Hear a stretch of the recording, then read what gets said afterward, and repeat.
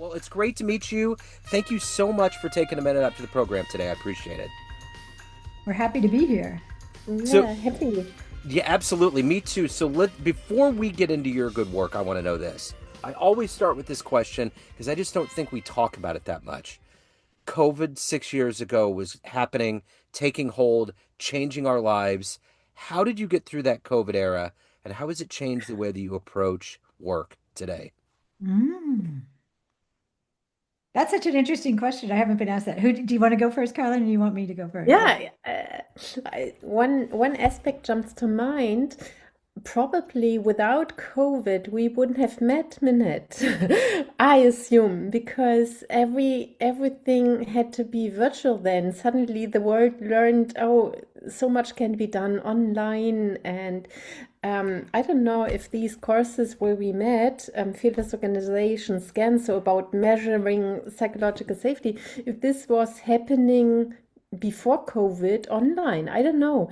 I know that there were face-to-face trainings here in Europe, and it was in such a training, virtual training, that we both met, joining from different parts of the world, and so much developed from there.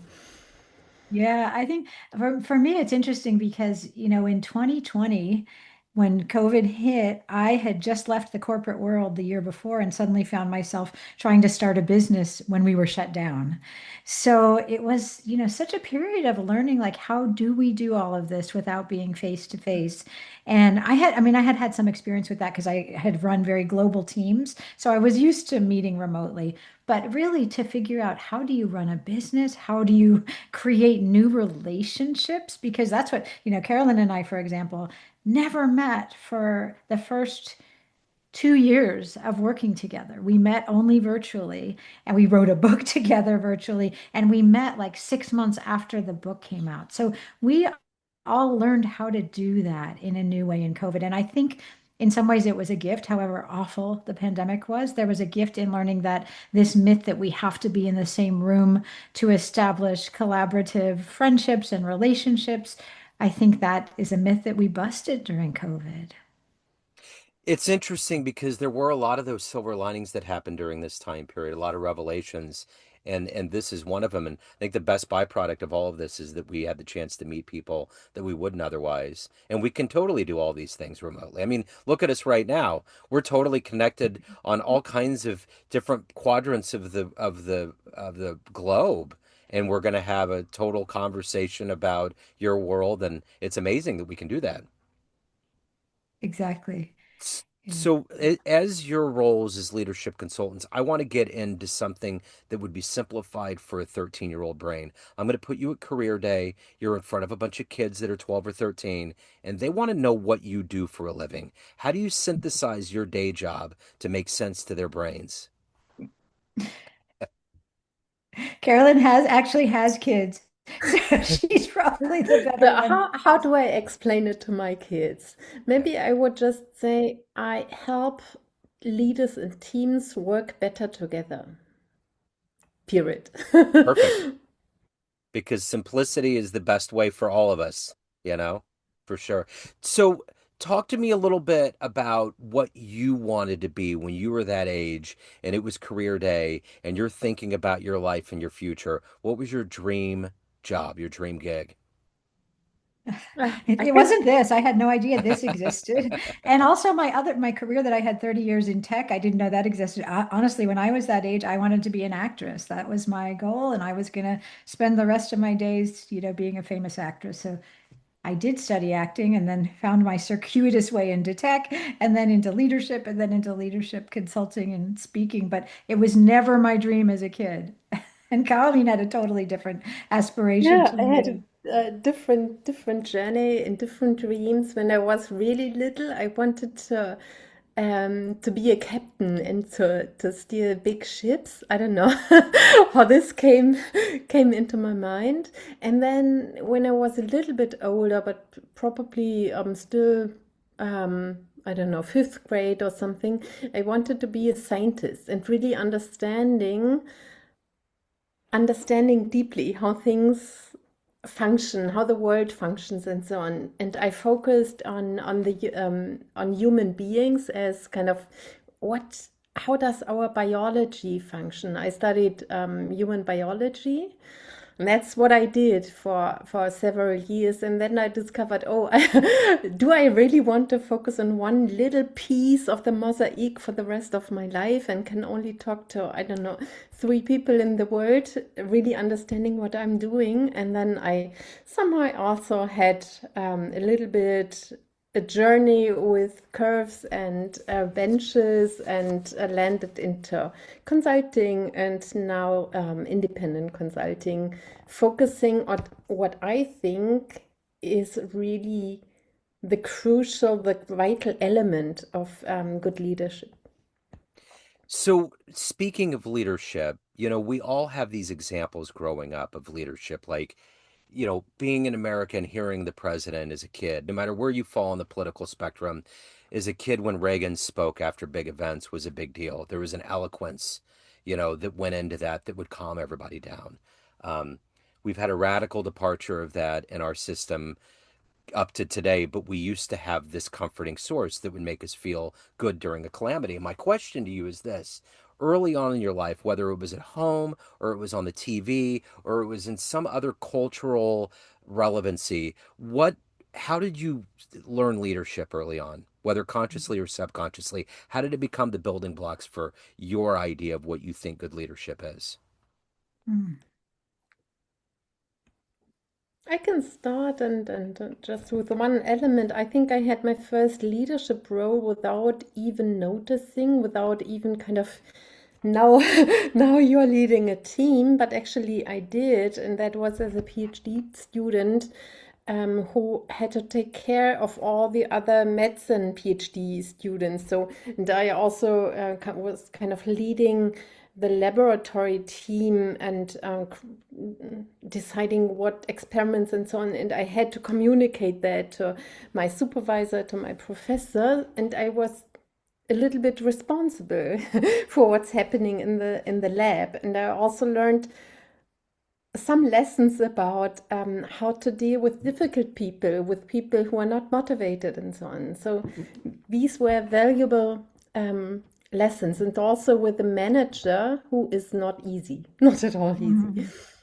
Yeah, I mean, I don't think as a kid, I mean, certainly I was aware of politics and the president and all of that, but I didn't necessarily turn to them as like role model leaders or anything. And I think that I started to pay attention to leadership when I had my first jobs out of university. And there I had a series of leaders that I would study, and like, the managers I worked for were not necessarily very skillful. And so it was almost like, what I would say in my career and looking at leadership and how I learned to lead is I learned as much through negative role models as I did through positive role models. And I would say that the positive role models were the exception. Like, I had a few managers over my decades in the working world where I felt like I learned a lot from them in a positive way.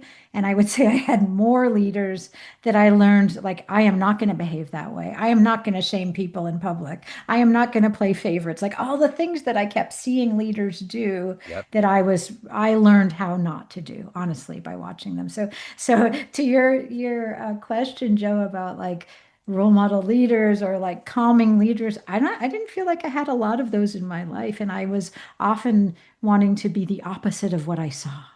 I think that's an interesting point, and it's so key to our human development of what we see. I feel the same way. There's been a lot of people where it's like, I will never do that, Yeah. and then you just modify that based on the positivity you see. So, speaking of that, who do you think has been the inspirational force in your life that's allowed you to evolve and navigate to this place? Because sometimes it takes a while with careers to find out where your real place is, what your strength is, how you're going to really help and do what you want to do, and it takes a little while. So Mhm. you two coming into each other's orbits, what was the inspiration? Who is the hero personally for you that allowed you to find your footing? I don't, I'm just going to jump in and say there isn't a who. There Right. isn't a single who for me. As I said, like, there were people I learned a lot from. And I think that for me, it was really finding my own way. This was what was important for me. I mean, I spent 30 years in the tech industry and 20 of those years in leadership. And there was no one person who was like, this is my inspiration. There were several people who gave me little bits of inspiration, but for me, it was like, how am I going to show up in a way that is truly me, that is authentic to me, where I can feel my integrity in everything that I do, and I believe in what I do. And ultimately, that led me to leave the tech industry and start out doing the work that I do on my own and where I met Karolin. But I will say there is no single one inspiration for me. And now I'm curious to know how you would Yeah. answer that question, Karolin. I would agree, and I would add actually, my feeling is we are co-creating our orbit, Minette and I'm learning so much from Minette, and how she's interacting with me, how she's showing up, and I think probably now, if I now stepped into another orbit and were asked this question, what's your inspiration or your one who, maybe I would name you Minute because Yeah, and vice yeah, versa. because Yeah. and we are learning together, and it's not that you suddenly appear in the orbit fully formed and now you are my hero and the inspiration. It's really co-creative. It's you are changing me while I'm also interacting with you, and this feels so, yeah, enriching and encouraging and, yeah, Yeah. inspirational. I Yeah. agree. And one thing I have to add, because this is something that Carolyn did, and in a way is my hero, because when we met online in this class, it was Carolyn who reached out to me with an email that was entitled Crazy Idea, in which she suggested that we work on this psychological safety work together. So that was a hero moment that she reached out to someone she didn't really know very well. And, years later, this is now 5 years later since then. And here we are having written two books together. And so that is, maybe that is the one inspiration, like the one person I can point to is like, yes, you have inspired me to do some of my best work ever. Yeah, And as and we can, however, sorry, just to add that, Joe, I think it's more the we, the Yes, yes. orbit we are creating together. So I wouldn't understand myself as kind of a single person who's functional just alone, but it's really a co-creative orbit we created. and so you've answered the question of definitively how this book came into being, and I can see it over your shoulder there.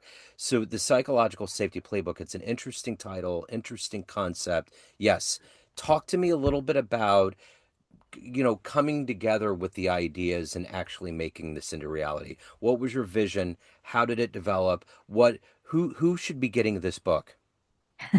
Yeah, well, first of all, there are two books. Right, and I So know. Yeah. yeah, yeah. So the first one is the Psychological Safety Playbook, and the new one coming out soon is in May is the Psychological Safety Playbook for Changemakers. So how it came to be, I'll just briefly tell, and then I'll let Carlene jump in. Is that we were both independent consultants working with leaders, and we knew about all the academic research on psychological safety, but we could not find the practical information of here I am, a leader of a team. I want to build a culture where everyone can speak up. And we didn't have like practical tools for that. That's what we were looking for. It didn't exist. And so that was when Caroline reached out and like, what if you and I wrote this? And so the first book was really this intro to what are the practical steps you can take every day in the workplace, in your communities to build a safer culture. And so that we thought was going to be our only book together. And then what happened? That came out in early 2023 and it got sold and found all over the world. And people really loved it because there was this hunger for something practical. And people would come to us and say, yeah, and we're dealing with some challenges in the real world. Our leaders don't get into this, and, our teams are not coming along. What more can we do? And that was what prompted us to write this follow-up, which is a deeper dive. And I'll let Carlene pick up after me there.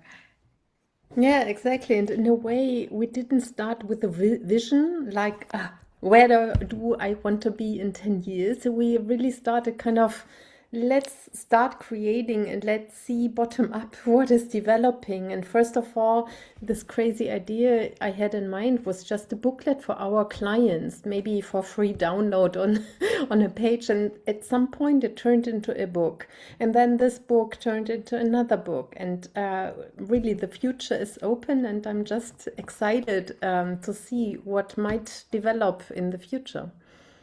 So, Yeah. And oh, sorry, Joe, we didn't yeah. answer your question. The one thing I want to answer is you said, who is this for? So, the Mm. first book we kind of had in mind a persona of any leader leading a team in any industry. But we also said that you don't have to have the title of manager or leader to be someone who cares about and who can foster psychological safety. And this Changemakers book is the same thing, is that you can be leading change from any seat in the house. You don't have to be the CEO or a senior leader. And so it is for anyone who is passionate about creating a great culture and influencing where they can, even if they are not in the most senior position. So when you get into these working relationships, this duality of doing things together, you inevitably over time will realize things about yourself, or it will enhance the way that you not only work together, but work on your own. What has this working relationship been like for both of you? How has it enhanced the way that you work, that you see the world, that you operate with others? What has been the ripple effect of coming together? Mm. Maybe one element I'm treasuring probably more than before, that everyone brings their strengths and their weaknesses, and it's good to kind of combine in a team the strength and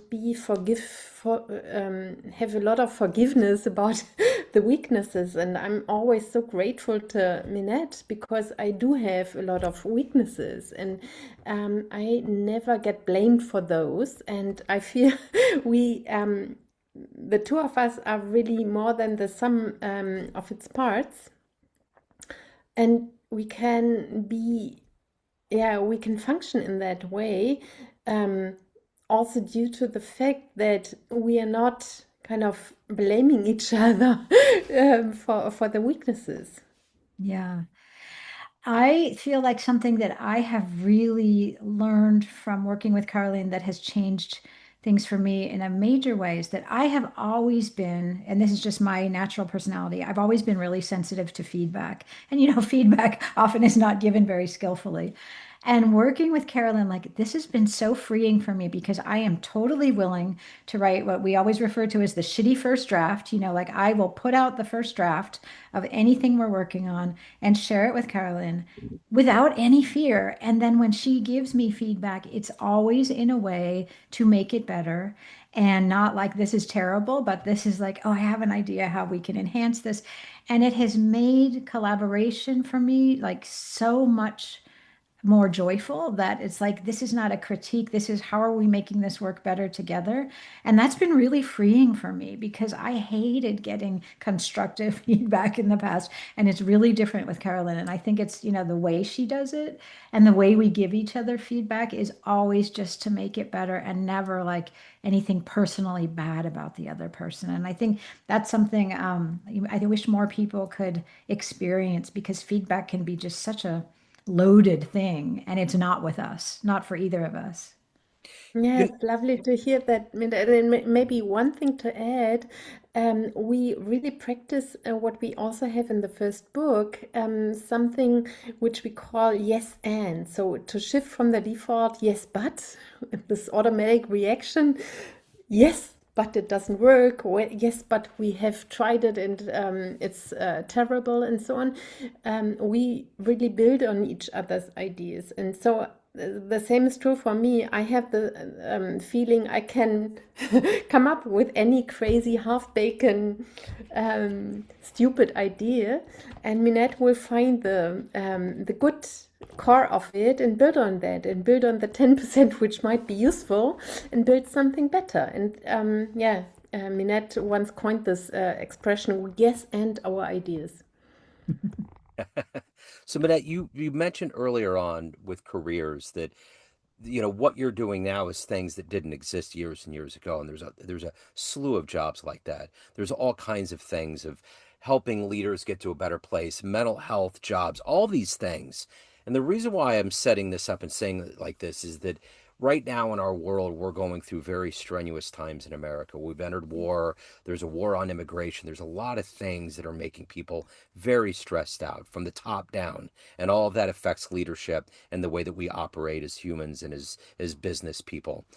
And also, we have AI, which is operating, as you know, coming from technology, is operating at a speed that makes Moore's law laughable. We're going into warp speed, and it's affecting every chloride of our lives. How much of all of these modern stresses and innovations and things that are designed to help us be more efficient, but by proxy are making it more stressful? How much of all of this is a part of the books and the ideologies and the methods that you're putting out? How much is this affecting your work together? Well, there's a big question. It is certainly affecting our work in many ways. Like I have shared this with Carolyn, is that the work, even client work is much less now because I think people are so stressed that they're not hiring people like me, especially in the US, because they're like, oh, we just have to double down on AI and it's all about business results and to hell with our corporate culture. There's a lot of that going on right Yeah. now. And I am not giving up because I know all pendulums swing. And people are suffering so much in the workplace right now. I mean, first of all, in tech, there have been like huge layoffs. And then the people who are still there are fearing for their jobs because AI is going to take them away. That's the threat. The job market is so tough. Yeah, as you said, war on immigration and all of these things. Everyone is under like such a high level of stress and pressure right now. And I believe, and Carly and I have talked about this a lot, the work that we are doing, the work that is in our books, is more important now than ever when people are under so much pressure outside of work and in the workplace. And, one of the key messages from our work is that you do not have to add this on as like something on top of what you do every day, because that's the thing people push back on and say, we don't have time, we're under so much pressure. What we are advocating for is just tweaking how you interact with the people in your workplace. How do you run your meetings? How do you communicate? How do you listen? How do you handle conflict in a way that is going to bring people together and be able to have people fully participate in work instead of having people fearful and checked out and burned out? And that's really what our work is all about. And I think it's so important right now. If only people would realize that. Yeah. Did you want to add anything? Yeah, I completely agree. And in a way, psychological safety and what we are suggesting in our playbooks can really be an antidote against this atmosphere of fear and accelerating pressure and so on. And it wouldn't make kind of the challenges smaller, right? We can't change the outside world. AI is as it is, and so on. However, the way we deal with it, the way we are interacting with each other, the way we are facing the challenges in the team, that could change. And for that, we offer very small actionable things like mini habits every one of us can practice, like psychological safety as a daily practice. So when you look back on your careers and where you've come from and where you're at right now and just your life, what are you the proudest of? What are you the happiest about that's happened and transpired? Because you're the ones that are helping people get to this better place, but you yourself, what are you the happiest about? Mm. I'm really happy and proud of a few things. One is that I did have this very unexpected career, after wanting to be an actress and then going into tech and getting to the executive level. That's not what I'm most proud of. What I am most proud of is that I led teams, of thousands of people all over the globe. And that when I left that tech job, I got messages from people who said what a positive impact and what a role model I was, and how I helped them see a better way of doing work. So that I'm very proud of. I got an award, like a little plaque from my staff that was called the Voice of the Underheard, because they said that I was there to speak for those who didn't have a voice. And I'm proud of that.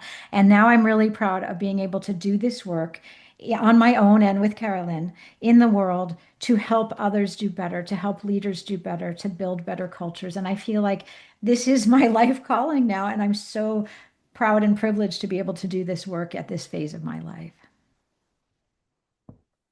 Oh, there are so many things in my life I'm grateful about. I wouldn't say necessarily proud, but really happy about.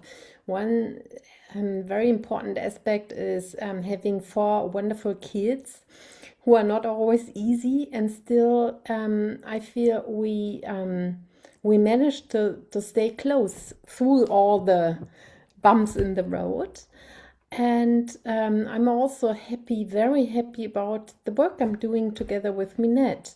And for both aspects in my life, yes, there are things you can do to make it happen or to increase the probability it will happen, but it's not in your hand. You can't control it. I can send out the crazy idea email, but how Minette will respond and what will evolve out of it, it's not in my hand. So it's a little bit like throwing seeds in the garden, taking care of the garden. And yeah, there are a couple of wonderful plants in my garden.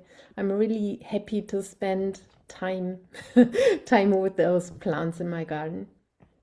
So May 19th, the Psychological Safety Playbook for Changemakers comes out. What are you doing? Are you going to have champagne over Zoom? What do you do to christen this?